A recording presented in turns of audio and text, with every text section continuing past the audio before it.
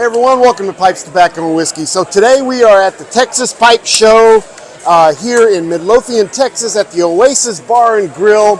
And I've got pipe carver with me, Ryan McCawley from Granbury, Texas with Smokin Barrel Pipes. And Ryan, thank you for sitting with us and sharing all your stories. And we really do appreciate it. How's your show been? Yeah, man.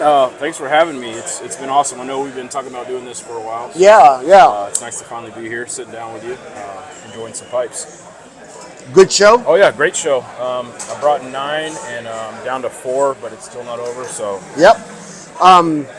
What do you think about the new venue? I like it. It's really cool.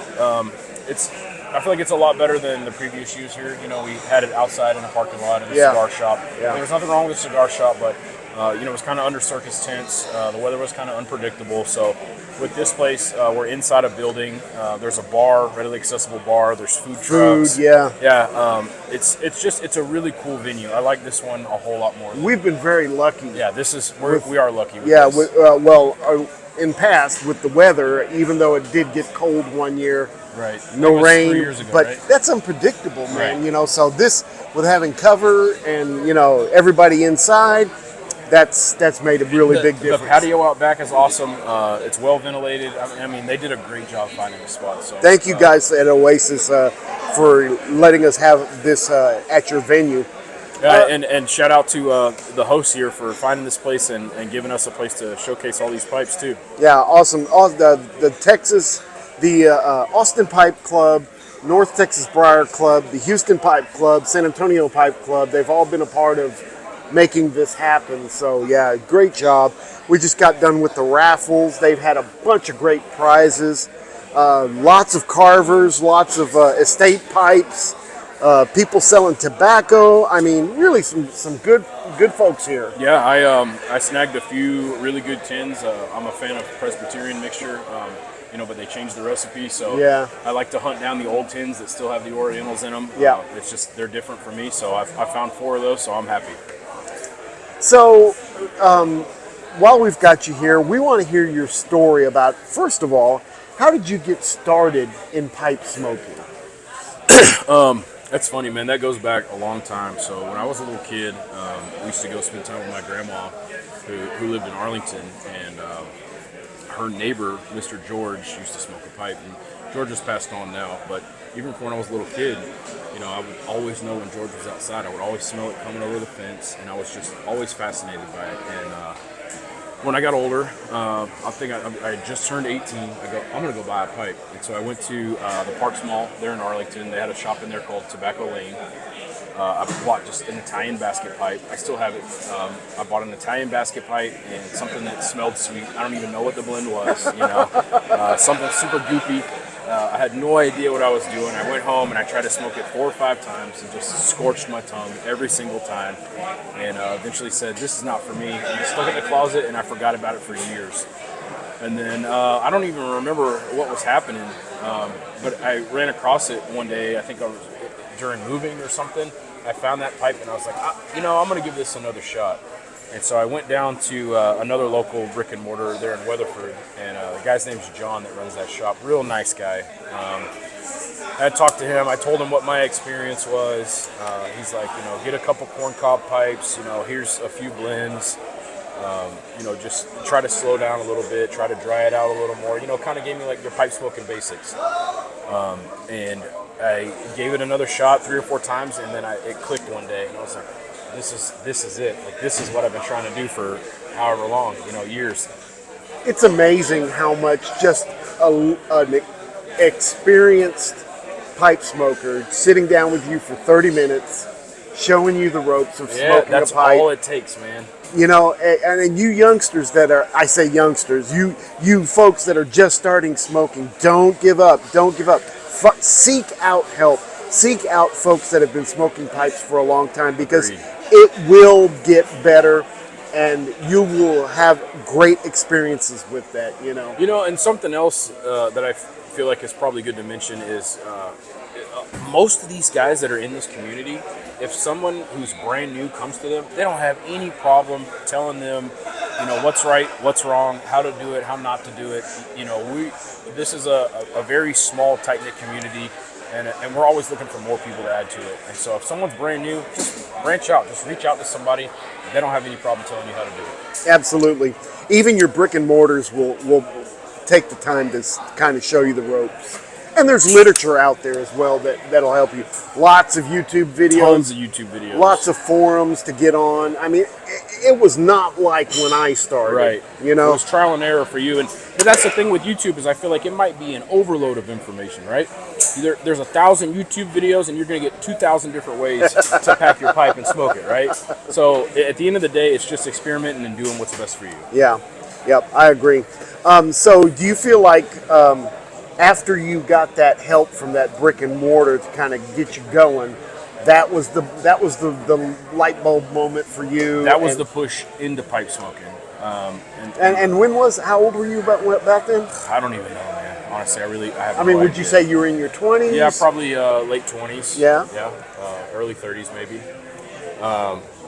And then after that, I started buying estate pipes, so I went down that rabbit hole. I would go on eBay and I would buy lots of estate pipes, and then I started watching YouTube videos on restorations, and so I would buy 30, 40 pipes at a time, get all these pipes in, clean them up, refurbish them, and then sell them. Sometimes I would keep them. I still have a bunch of the old ones I've done that I kept, that I would learn how to smoke with those, and over time refurbishing, and I would have friends send me their pipes, and I would do all kinds of work for them. I would do some light repairs, but over time I got comfortable working with Briars and acrylic and ebonite, everything that is on these pipes, and eventually it was like a light bulb moment. I went, I think I could probably make these, and so without any training, I had no idea what I was doing. I just started buying equipment and outfitting my shop. I got a lathe, I got a drill press, I got belt sanders. Eventually I got a big compressor, a sandblasting cabinet, all the hand tools, and and I was like thousands of dollars deep into the shop. And I was like, I should probably start making these pipes. And yeah, it can get expensive real quick, it's right? very expensive, very fast. Yeah. So when was that about? When did you start? That was late 2019, coming into 2020. So right about COVID. Right about COVID. And it was just always kind of a side gig, just something that I wanted to do as a hobby. At that time, I was still doing commercial signs and lighting. And so it was always just something that I wanted to do just for a passion, just for a hobby. And then it just kind of blossomed into something different. I discovered this talent that I didn't even know I had. And I don't know if it was just because I was passionate about doing it, or I wanted to keep improving, but it turned into something completely different, from how it started. So you've been doing this now for what, 5-6 years? Yeah, a little over 4 years now. Okay. Yep. Yeah. And that first pipe that came out for you, what were your thoughts? Oh, dude. It's funny, looking back at it now, it was a total turd. But in that moment, I was so excited. I was so pumped that this is something that I made with my own two hands, and I figured it out.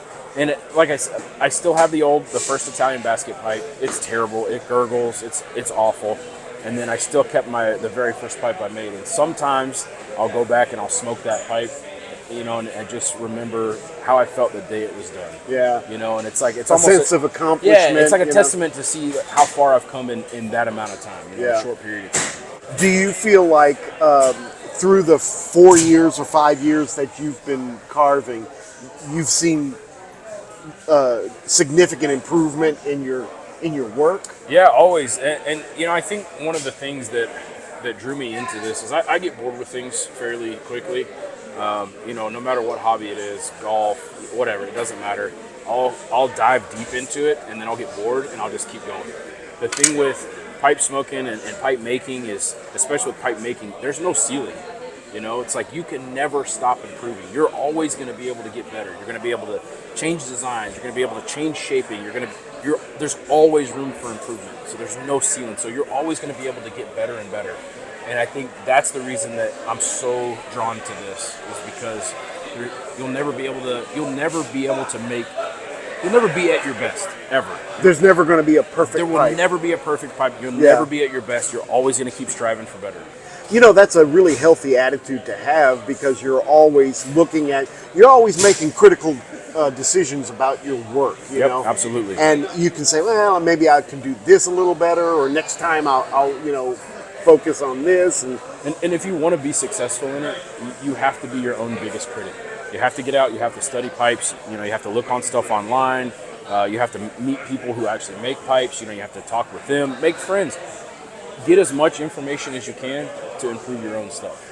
So what was that like for you at the beginning? I mean, who did you seek out to kind of look at your work? So when I was first getting started, there's a friend of mine. He doesn't make pipes anymore. He used to own moonshine pipes. It's Jonathan Mavazo. Yeah. And I think he sold it to Pete with Briarworks. Right, with Briarworks. And then he started a line, Prohibition. Jonathan helped me out a whole lot. Sean Ream helped me out a whole lot. I love Sean Ream. Yeah, Sean's a great guy. I brought one of his pipes with me here today. Sean helped me out a whole lot. And then I have a friend. It was actually my first artisan pipe was from Paul Lucas. Paul Pipes. He's over in England. Yep. Paul Lucas helped me out a whole lot. So I'll be forever grateful to those guys. That was the thing is no matter what they told me, what they taught me, I never wanted to take on their styles of things, because those are theirs. They belong to them. Right. I wanted to utilize those skills and those tactics, things that they taught me and just do my own thing, make my own style. And then once I started to get a little better, I started meeting more people. Trey Rice is a good buddy of mine, me and Trey will talk a whole lot. Mouton, he's a good buddy of mine. So it's just... It kind of broadened out from there. But those were the first three guys that I came to and just asked questions, and they had no problem telling me what was what and what I need to do, what I don't need to do. Yeah. And so that's kind of the philosophy that I take on it. Is if someone's new and they really want to listen, I don't claim to know it all. I don't make the best pipes in the world, but I don't mind sharing my knowledge. But that's like any other artist, that does anything that is creating, You take the best bits and pieces of the things you like and make it yours, And I think that's what I've seen in your work is that as you started and as you progressed, I see you developing your style. Yeah, and it's funny. I was just having this conversation with a buddy of mine. I'm almost 300 pipes in, and I feel like I'm just settling into my groove, And it's a blend of English shapes and Danish shapes, and it's like I'm finally figuring out my style of things. And it might have taken me a little longer than a lot of these guys, but I finally feel like I'm settling down, and you can see one of my pipes and know that that's where it came from. Well, and there's really no wrong way of doing it. No. It's just making your own. Like for instance, Lee Von Erck has his own style. It's not for everyone. No, and it's distinguishable, right? You see a Von Erck, you know exactly who made that pipe. Right. So, I mean, I think that's where you're headed. Is when I look at pipes out there, I can tell when it's your pipe or when it's Jason Patrick's pipe or Kevin Foster's pipe or whatever. Everybody's got their own little, thing to it, and I think that's what makes pipe collecting or purchasing, especially in artisans, interesting. And fun, absolutely. Because Because everybody has their own spin on it, right? Yeah. At the end of the day, it's something to smoke tobacco with, but they're doing different shaping, they're doing different finishing, they're doing different stem materials, and everybody has their own style. So this is even not just making pipes, there's no ceiling, but buying pipes, there's no ceiling too, right? Yeah. Because everybody's improving, everybody's changing styles, and you'll never get bored with it. Because Yeah. there's always something else that you see and you go, oh, I want that. Yeah, that's even like, we'll take Jason Patrick for example. Watching him, I think his shapes have morphed. Oh, I mean, absolutely. I mean, it's nothing like what he started with. He's kind of developed into these freehand kind of designs that are very fluid and very, very He was smooth. here last year, and that's when I first met Jason. Was last year. Super nice guy. We hit it off. Exchanged phone numbers. We still talk. I just talked to him yesterday, in fact. Super nice guy. Makes an incredible pipe. But yeah, if you look at the stuff that he had on display last year versus the things that he's been posting just recently, night and day difference, right? But that has to go back to exactly what I was saying is there's no ceiling. You're always going to evolve. You're always going to get better. Because I remember, I don't know, maybe it was 2 years ago that I commissioned you to make me a cross between a Canadian and a Rhodesian. Yeah. That was a fun And you fight. looked at me like, what the heck this are guy you? crazy? Yeah, what are you doing? And you were a little apprehensive. It almost felt like. Because to me, in my head, it was like those shapes shouldn't go together. You know, you shouldn't do it. And so I thought about it, and I thought about it, and I thought about it, and I went, okay, I think I can figure out how to do this. And I love that pipe. I mean, it's a great smoking pipe, and it's unique. It's fun. Interesting. There's not another one out there that's like that. I can guarantee it. Yep. Yeah. So, who were some of the people that you mentored you? I mean, you spoke about Paul and some of these others. Yeah, John. But, I mean, did you ever go into someone's shop and just spend time? No, never. Okay. Yeah. So it was mainly self-taught. I would talk to guys over the phone or like a video chat. But this was after everything was all said and done. But the majority was it just figuring things out for myself, which is what I like to do. I can build anything, I can fix anything, I can do anything, and so that was just my mind. Like my curiosity at work was, I'm gonna figure this out. Now you're not a full-time pipe maker. You have what we would say a real job, right? So as of last September, I left the telecom industry. Yep, and so I'm doing this, and that was around the time my wife was pregnant, and so we were in a good position to kind of pursue a hobby. Take the plunge.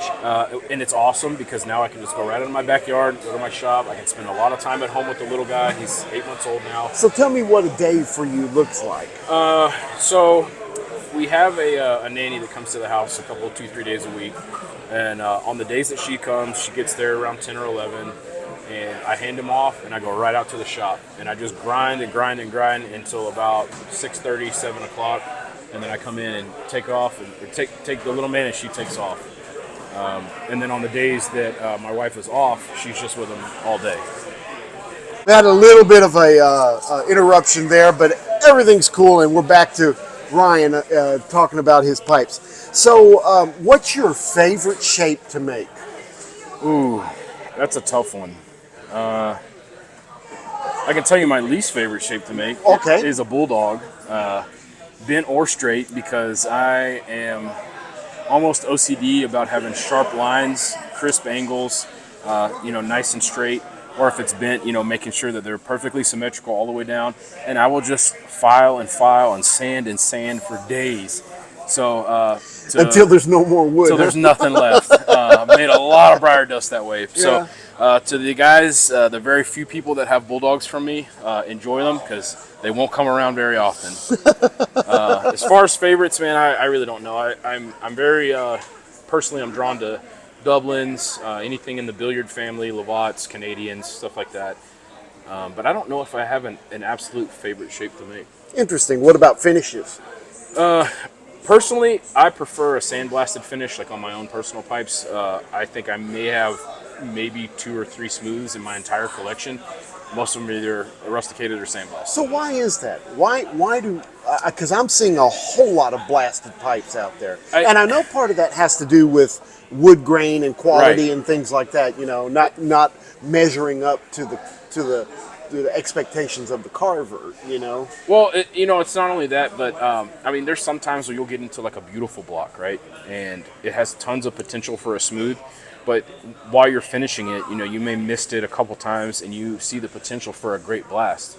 So it could be, a candidate for a smooth, but you go, that's going to even look even better blasted. Yeah. And I just like the way like a blasted pipe feels in your hand. It just has that texture to grip onto. You're not worried about messing up the finish. With a smooth pipe, you're going to kind of baby it a little more, I would think. You're going to take care of it a little more. It's just, I make pipes to be smoked, to enjoy them. Do whatever you want with them. That's going to be a workhorse for you. But I feel like a smooth pipe is just you kind of have to baby it. With these, you can do whatever you want. Yeah. You know, you're not going to worry about messing up the finish, and it just feels better in the hand. Yeah. So it's two things. You know, it's personal preference and it's showing off the grain in those pipes. Yeah, there's been some pipes that, you know, I looked at as a smooth and thought, you know, that probably should have been blasted, Yeah. you know. And you're right, there's a tactile pleasure Yes, of absolutely. having that in your hand. I like gnarly blasts, but they don't feel as good to me as a blast where you're just enough in there to bring out that ring, you know, or whatever. Like this one. This is, by the way, a Ryan McCawley pipe that I just bought, and he calls it a Chianti, and the reason the Chianti is based on the color, because it has some nice reds in there, and the stem has a red and black Cumberland on this, and it's really a beautiful. What shape would you say this is? It's kind of a blur between the lines of an apple and a brandy. So you could call it an apple brandy if you wanted to. That's funny, because we were talking about that, and that's what we came to the consensus was there's some hints of brandy and there's some hints of apple in there. So yeah, you kind of have those straight walls coming down off the top of the bowl, just like a brandy, but then you have that low bulbous waist that you would typically see on an apple. You know, that's an apple that I made a few years ago. So, you know, I like to set the waist down a little low on these, which is what this has. Yeah. But this has more rounded up towards the bowl, where this is almost flat coming down and then into the round. Yeah. So it blurs the line between the two. It's I would call it a Danish style pipe. You know, nice big flare towards the end of the stem. It's a fun pipe to make. This is a beautiful pipe, and let me tell you guys, these pipes smoke wonderfully. I own two. I plan to own more.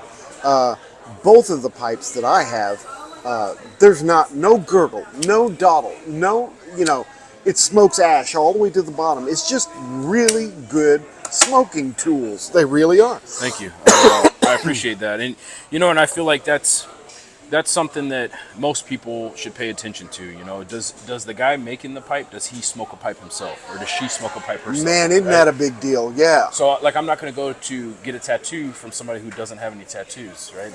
They don't appreciate the art form that they're involved with, you know, Yeah. that they're in.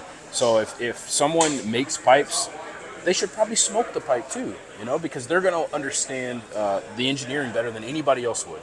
Yeah, the mechanics are important. Yes, absolutely. Yeah, yeah. That's the most important thing. So if you yourself smoke a pipe and you engineer this pipe to your standards, you know, what the things that you like, odds are it's probably going to be a pretty good pipe, you know? Yeah.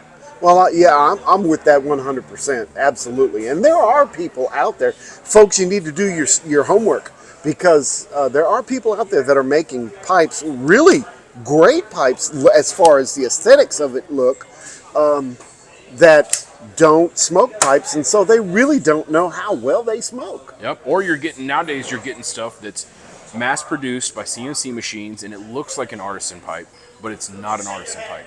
You know, they're mass produced garbage. There's no soul in that pipe. You know, I spend hours of my life with every single one of these, and I feel like there's a little piece of me in every single one of them. Absolutely. In these mass produced pipes, there's no soul. There's no nothing. You know, Yeah, you're just getting a piece of machine wood. made them. Yep. Yeah, yeah. It's like you know, buying I don't know, anything that's mass produced. Yep. That just they're there for the dollar bill. It's junk, man. You know, yeah. Well, that's sad that our industry is coming to that point. But I'm telling you, do your homework. Seek out those carvers that are passionate about what they do. You know, and that's with anything in life, right? If you're gonna have anything done, you're gonna have a knife made, you're gonna have a wallet made. You know, any kind of handmade good, you want someone who's passionate about what they do. That way, you're almost guaranteed you're gonna get the best product possible. Absolutely, I agree with you 100%. All right, so Ryan, where do you see yourself going with this? Now that you're doing it full time, I mean, you're going to be cranking out pipes, man. Yeah, I'm going to be cranking them out, especially now that I've been attending the shows a little more. You know, it used to be I would just come to the Texas show every year, which was small, and I would bring 4 or 5 pipes and then sell out right when I walked in. You know, and so I got kind of spoiled. But then I would go. I went to Vegas in October last month, and it was eye-opening. It was a humbling experience, because now you're in a whole nother league of collectors, people who aren't on social media. You know, people who know what they want, they show up, they walk in, they get what they want, they leave, right? Yeah. They have no idea who you are. Yeah. Because you've never been there before, and they don't have any social media presence, so they don't know who you are. So it was a humbling experience. I'm gonna keep doing this. I'm gonna keep cranking them out. I'm gonna keep going to shows. We're gonna go to Muletown in March. I was talking with Dave Shane. We're gonna go to Smitty's in July. Yeah. And then in between there, I've also got picked up by a couple retailers, so I'm going to have to be doing stuff for them. Primal with Raw Crafted also has Smoker's Haven up in Ohio. So Smoker's Haven will be carrying some of my stuff soon. Country Squire will have 4 available soon.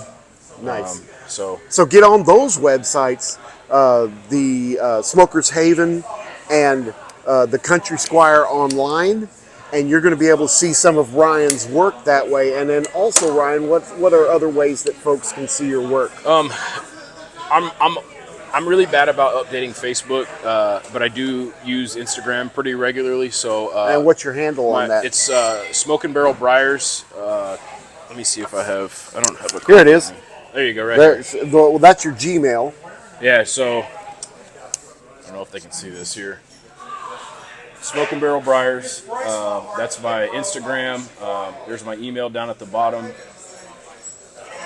That's and you have QRs on the back. Yeah, QRs on the back for Instagram and Facebook. And Facebook, yeah. That's the easiest way to reach me. I'll post those pictures on here so you can also access those. Yeah, and I post, if I do have something that's available, I usually post it to my story on Instagram. Whatever I'm working on, I'll put that it's available. And if you like it, just reach out. Shoot me a DM. I'm super easy to work with. Now, at this point, you're not taking commissions. Correct. I stopped taking commissions for a couple reasons. I feel like everybody out there is probably going, "Oh, I should have one made," you know, and I should explain that. I stopped taking commissions for a couple reasons. One, because some of the pipes, when I would get done with them, I would look at it and I would think, this isn't a pipe that I would ever make. Like, this is not my style of pipe.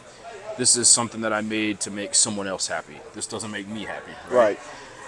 And 2, people were getting way too specific. It needs to be this long. It needs to have this chamber depth. It needs to weigh this much.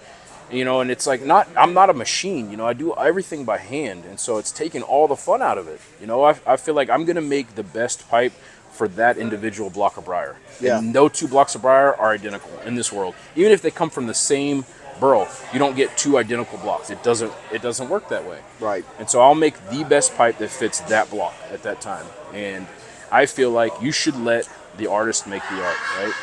Well, that's what you're hoping for, right? It just like if you're a painter, right? I'm not gonna come to you and say, "Hey, will you paint this for me in this style?" No, I'm drawn to the artwork that you produce, so I want you to make that painting because that's what I'm drawn to. You do something that I like. That's what I want. Your creativity is what I'm looking for. Exactly. Yeah. And like we were talking about earlier, how everybody has their own different style. If you're drawn to that specific style, then get something from that artisan, no matter what the media is, no matter what type of artwork it is. If you're drawn to that for a reason, let them do the art. Yeah. Well, let me tell you guys, first of all, you're going to see something that you like. If you get on his Instagram, you can scroll through and see all the work that he's done.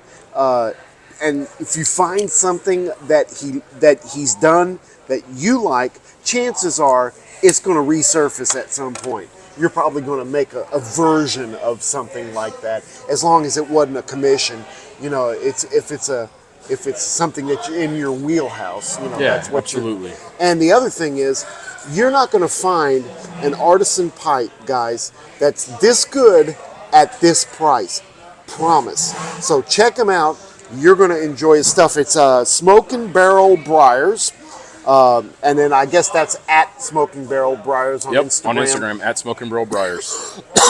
I promise you guys, you're going to love his work, man. He's a native Texan. Native Texan. This stuff is from the heart, and he's absolutely right in the wheelhouse of where you're going to want your price point to be. So thank you, Ryan. I appreciate that. Really do appreciate all your devotion and hard work to making it fun for us collectors to pick up a piece of your. And I appreciate you guys. I mean, you're doing this podcast all the time. You're getting, you're pushing stuff out there. You're bringing information to people who might not know these things. So you're doing a beautiful thing here. Thank you for that. And I appreciate that too. I mean, I think it's all for everyone. I think it's all about the community, just sharing our knowledge and our experiences and our passion. I agree. So, yeah, guys, check them out. I'll have some pictures here at the end for you to look at. I did take some pictures of the work he brought this time, but again, get on his Instagram and you'll see a lot more there, and I'm sure you're going to find something you like. And I was going to say, today it's sold out. So yeah. Congrats on that, man. That's a really good feeling. It is, going man. home from a one-day pipe show knowing empty. that you're back at the drawing board. That's right. I got a lot of work ahead of me. Well, that's cool. Guys, thank you so much for watching. Ryan, thank you for being with us. Yeah, for sure. And sharing your story with us. Guys, hope you enjoyed this. Don't forget, make all your piping moments count. We'll see you next time. Have a great week. So long.